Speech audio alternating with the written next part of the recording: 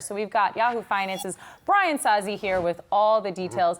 We know how much you love opening up brick and mortar stores. No, I just love Toys R Us. I love Jeffrey the Giraffe. I love the feel-good feelings that this new store that is officially opened at the Paramus Mall in New Jersey. I like the feelings from this store. Also, I just like the look of this store. So it's a lot of shops in the stores, not those boring aisles that a lot of us remember going to as a kid. Toys were cool. Shopping there was not fun. This store looks pretty fun. Look, there's Jeffrey right there. A store is a store. Yeah. I mean, right? I mean, like, what are they going to do in here? Yeah, it's all about what is this? Yeah, it's all about experiences. So you walk into the store and you're looking at some of the images from that, and you can interact with Jeffrey in a 3D mirror. You can go into a Nerf shop. You can actually try out the toys. That was one of the biggest frustrations of old school 1985 Toys R Us. You go in there and I remember ripping up the packages as a kid to start playing with the toys. Now I bought it, but still, that's what we did as a kid. Okay, Brian Sozzi, so Toy Wars, right? Yeah. We have Toys R Us, which is an in-store amazing experience, like you say. Then we have Target, which gets the shoppers that weren't even looking for toys, potentially buying toys.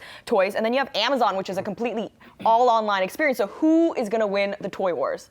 It will be Target. It will be Walmart. There's a lot of new shops open in Target. Let's be clear here. This is the first store of Toys R Us. They will open another one in Houston, Texas on December 7th. Don't expect 500, 1,000, 90,000 Toys R Us stores to hit the U.S. anytime soon. And don't expect the company to go public anytime soon. This is about them trying to see if the model could scale to 100. And if you're a Hasbro, you're a Mattel, you like this. There is a place for a dedicated toy retailer in the market. But I guess all of this speaks to the power of the Toys R Us brand, right? But I guess it had the same power right before it closed as well. So I guess how powerful is it? Yeah. Bear case from Scott Camp. No, he's just being real, I think. And I would love to know what you shopped for in Toys R Us back in the day as a kid. Hot Wheels cars. Hot Wheels cars. Good answer. There we go. But look, the old school Toys R Us from 2010 to 2017, the management team, for lack of better words, was really bad. A lot of debt on the books. It was a takeover by private equity that didn't work. They were saddled with lots of bad locations. This is a brand that is relaunched with one single store that appears as if though they did it right. Now I should mention too,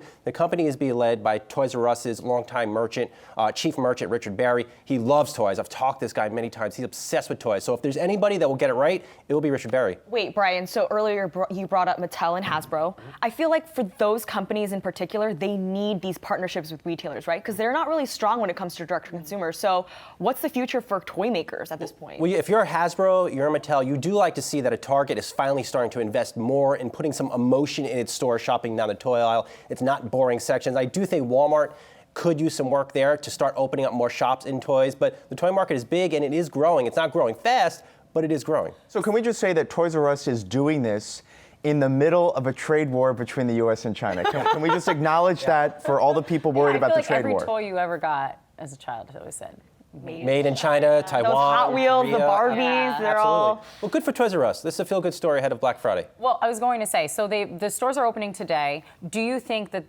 that Black Friday is going to be a good indicator of how successful this store might be? I mean, if no one goes to that store, if no one lines up to buy toys on Friday.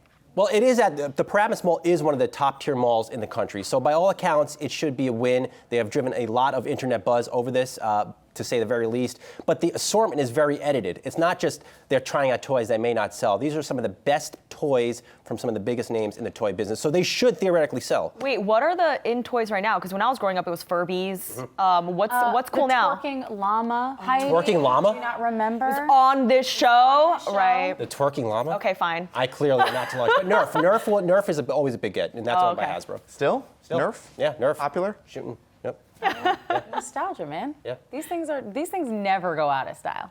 All right, Brian Sozzi, thank you so much. I gotta go to the store. See you there. All right. All right, well, just 2 days ago, Uber lost its license to operate in London. Hey investors, Zach Guzman here. Are you interested in learning more about the markets and getting the latest financial news? Well, then click right here to subscribe to our Yahoo Finance YouTube channel. Get the latest up-to-the-minute market analysis, big interviews in the world of finance, and information on how to manage your money every day wherever you are.